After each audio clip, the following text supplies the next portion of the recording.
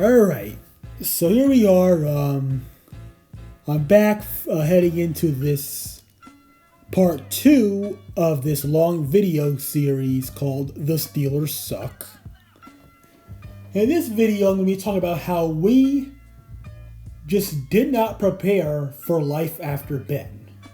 We really didn't. So after Ben retired in January 2022 when we got blown out by Kansas City in the first round of the playoffs, that wasn't any surprise. I think everyone knew for a fact that we had no chance in that game, but that's not the point. But yeah. So ever since Ben retired, not only have we been mediocre, though even before Ben retired, we've been mediocre. We've been mediocre since January 2018. But ever since Ben retired, it's obvious that we just have not had a plan at quarterback at all. And it's clear that the last time we even had a plan at quarterback was to ride it out with Big Ben until he retires. Right? And if you look at, so let's see. So let's start with this. So since the 2022 season, so that season 2023 and 2024, so that's 3 seasons in, we have had 5 quarterbacks. 5. Mason Rudolph, Russ, Justin Fields, Mitch Trubisky, and Kenny Pickett. 5 quarterbacks that we have played in 3 seasons. All of which are no longer on the team, except for Mason Rudolph, and even then, he left the team last offseason to go to the Titans until we recently brought him back. And all of which have done nothing for us at all. Sure, Mason Rudolph. He did have that nice little run towards the end of the 2023 season. But even then, I think we all know that Mason Rudolph is not a franchise quarterback. Yes, he was definitely treated like shit. I think everybody, including myself, mistreated him and were too hard on him and all that. Okay, I'll admit that. I think many other Steelers fans have admitted that too. But the fact is, we all know he's not a franchise quarterback. He can be a good placeholder for us into this season. Even though it's a high risk as far as competing goes, but if we tank, then that's doable, because Rudolph is obviously not that type of quarterback that's meant to be a full-time starter. But yeah, the fact that we have had 5 quarterbacks we have started for this team in the previous 3 seasons, 2022, 2023, 2024. Those 3 seasons, 5 quarterbacks.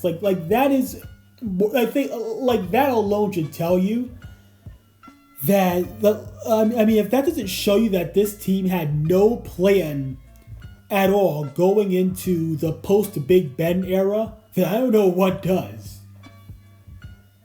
And of course, nowadays to get a franchise quarterback, you pretty much have to tank and be one of the bottom 5, bottom 3 worst teams in the league.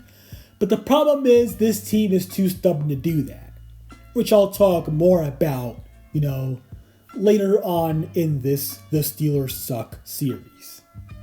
But yeah, but if we look at what the results that we've gotten, on the field and all that, and how bad the quarterback play has been, it's not only have we been bad at handling the quarterback position, we've been bad at handling the offensive side of the ball completely, and somewhat the entire team.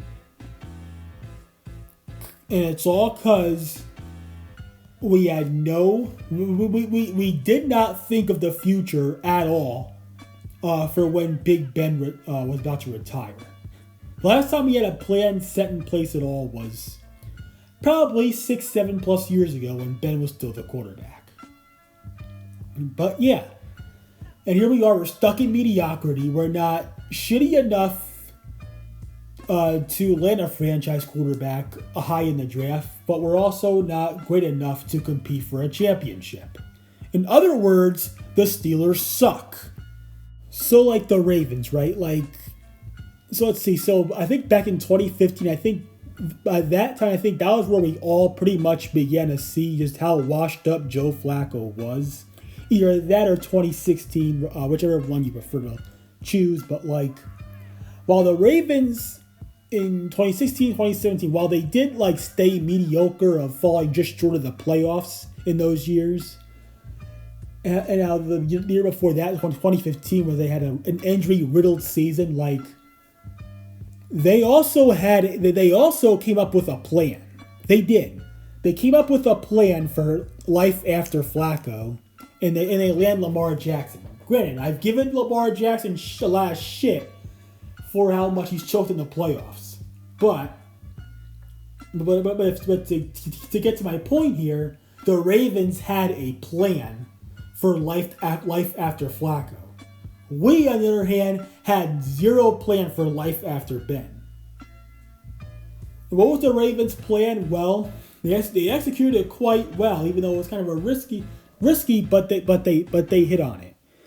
Is that they traded back in the draft to get Lamar Jackson because it's they sensed ahead of time that nobody would want him, and they got him, and the coaching staff has gotten their systems together to make Lamar work and be Lamar. Right? I mean that's what it's been. Like I say, even though he's been a playoff choker, he's definitely got the Ravens back to being a legit contender. After we all saw how washed up Flacco was from 2015 until the first half of the 2018 season. And while we did have Lamar Jackson's number for a bit, from 2019 up until 2024, right? We had Lamar's number in that span. But then the reason why the Ravens were able to came up with the plan to get him was proven in the wild card round to take us down and claim AFC North supremacy. And even though we did not deserve to be in the playoffs with them in the first place this past season after the way we collapsed towards the end of the season, they still whooped our ass in the playoffs, and that was pretty much proof of their plan for life after Flacco all along. To get a quarterback that could not only get them back into serious contention, but also to take us down and find a guy that'll slash us for years to come. And it seems like that part of the plan has finally reached for them. And until we find a legit franchise quarterback, this team is totally screwed and doomed to be owned by Lamar Jackson and the Ravens for the next 5 to 7 years.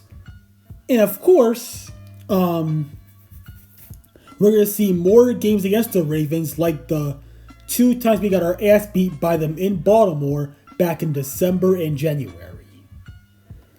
But that'll do it for the second part of this video, as we did not prepare for life after Ben at all. Anyways, I'm out of here.